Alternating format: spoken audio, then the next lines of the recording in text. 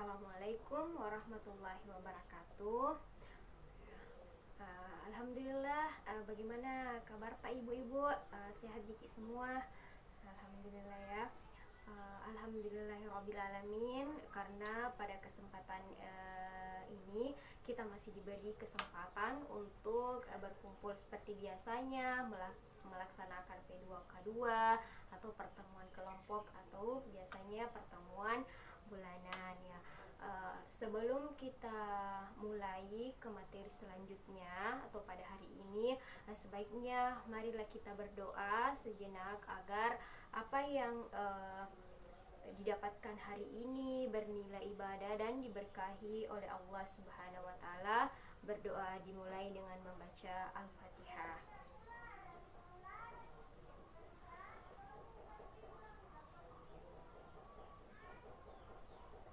Berdoa selesai. Alhamdulillahirrabbilalamin.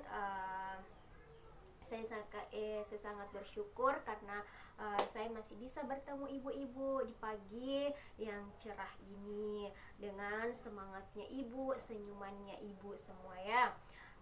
Jadi sebelum saya memulai materi, saya akan bertanya kepada ibu-ibu mengenai materi-materi yang didapatkan sebelumnya, Bu. Ada yang masih ingat tentang apa, Bu? Tentang pengasuhan dan pendidikan anak, bagaimana mendidik anak dengan baik. Terus yang kedua, pengelolaan keuangan, bagaimana caranya mengelola keuangan, bagaimana merencanakan usaha, bagaimana dimana kita harus meminjam, dimana kita harus menabung. Jadi semuanya sudah dipelajari pertemuan sebelumnya. Hari ini, Bu, saya akan bawakan materi mengenai masih dengan kesehatan dan gizi. Kemarin kita sudah belajar bagaimana pentingnya gizi, pentingnya kesehatan agar anak-anak tidak mudah sakit, sehingga anak-anak itu bisa apa, Bu? Bisa beraktivitas dengan baik, rajin ke sekolah dan tidak ketinggalan khususnya pelajaran-pelajarannya ya, Bu ya. Nah, hari ini atau kita akan belajar mengenai kesakitan pada anak yang menyebabkan gangguan gizi dan cara pencegahannya, serta bagaimana kita menanggulanginya. Nah, dan juga, Bu, yang paling penting kita juga belajar tentang pentingnya buang air besar di jamban sehat dan bagaimana cara kita mencuci tangan dengan baik ya. Nah, saya mau tanya ibu-ibu dulu, apakah anak ibu sering mengalami sakit? Gimana, Bu? Seringnya sakit apa, Bu, biasanya? Demam, apalagi, Bu? Muntah-muntah, apalagi, Bu? Apalagi ya, kalau misalnya mengalami diare pernah. Bagaimana dengan penyakit kecacingan, diare atau malaria, apa itu pernah terjadi di anak ibu?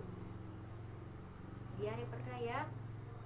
Jadi anak yang sering sakit itu, Bu, pertumbuhannya akan terganggu. Karena apa, Bu? Karena zat gizi di dalam tubuh yang semestinya digunakan untuk tumbuh dan berkembang digunakan untuk melawan penyakit. Anak pun berisiko tambah menjadi anak yang tidak sehat, tidak cerdas, dan tidak tinggi sesuai pada umumnya. Nah,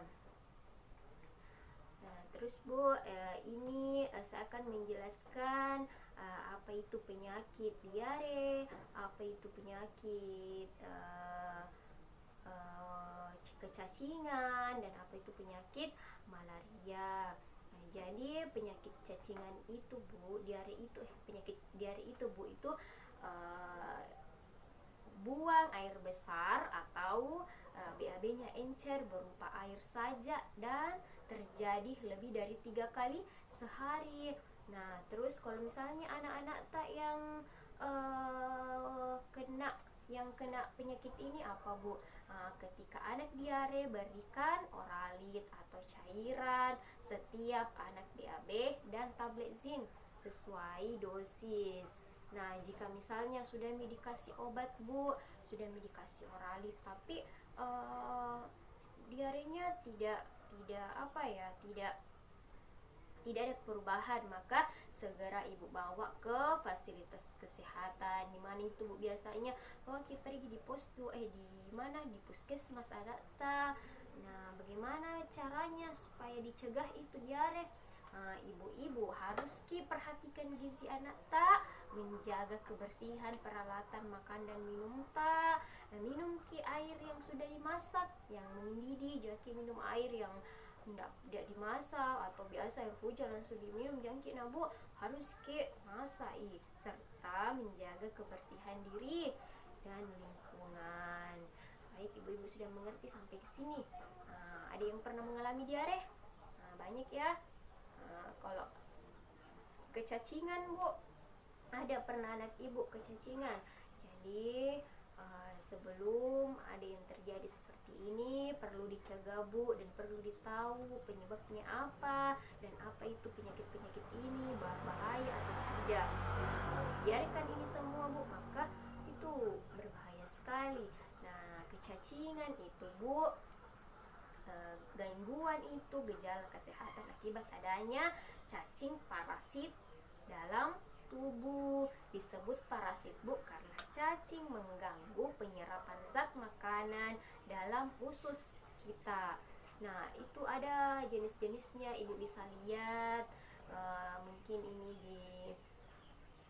di atas, yaitu cacing gelang, bentuknya seperti ini Bu. Ada cacing cambuk, ada cacing tambang. Bagaimana cara pencegahannya Bu? Itu sebenarnya sangat mudah pencegahannya. Cukup jaga kesehatan ta di keluarga ta maupun di lingkungan ta. Cuci tangan pakai sabun dan air mengalir. Potong kuku tak pendek, jangan biarkan kuku-kuku tak ini panjang. Sudah pegang sesuatu, tidak cuci tangan terus disuap lagi anak ta. Nah, itu harus diperhatikan semua yang begituan Bu. Terus buang air BAB dan buang air kecil menggunakan jamban sehat Bu. Bersihkan bak penampung air dan tutup dengan rapat. Biasanya ada bak air itu yang berlumutan, harus bersihkan itu setiap saat Bu. Nah, dan membuang sampah pada tempatnya. Nah, kemudian penyakit, ibu itu harus semua menjaga kesehatan, harus perhatikan bagaimana cuci tangan yang baik. Nah, bagaimana itu cuci tangan yang baik Bu? Langkah-langkahnya itu ibu basahi tangan tak dulu seluruhnya di air bersih ngalir, terus gosok ke telapak tangan, punggung tangan ta, jari-jari ta, bersihkan bagian bawah kuku-kuku ta, bilas dengan air bersih, keringkan dengan handuk atau lap yang bersih atau tisu kalau ada Bu. Begitu betul. Nah, sebelum kapan harus cuci tangan? Sebelum dan sesudah makan harus cuci tangan. Sebelum mengelola dan menghidangkan makanan, sebelum menyusui kalau ada anak tak balita, sebelum menyusui cuci tangan tak. Kalau misalnya ada anak tak makan, harus cuci tangan dulu sebelum suap setelah buang air besar. Begitu Bu. Nah, jadi ini ada pesan, dengan perilaku hidup bersih dan sehat, keluarga menjadi tidak mudah sakit, anak tumbuh sehat dan cerdas. Jadi kalau mungkin ibu-ibu tak, anak-anak tak sehat, keluarga tak sehat semua, mencetak generasi cerdas, atau jangan biarkan anak tak sakit dengan menjaga kesehatan tak. di rumah atau di lingkungan. Ini cuci tangan dengan menggunakan air bersih, menjaga kualitas sumber air yang akan digunakan untuk diminum, buang sampah di tempatnya, biasakan buang air besar di jamban sehat. Buatlah ini jamban sehat keluarga, jangan sembarang buang air besar. Nah, ibu mengerti sampai di sini ya. Ibu kalau mengerti, nanti kita akan bermain dengan materi ini, atau saya akan membagi kelompok ibu toh, supaya kita bisa lebih paham, atau kita buat kelompok bagaimana cara mencuci tangan dengan baik, dengan bersih, Bu ya. Mungkin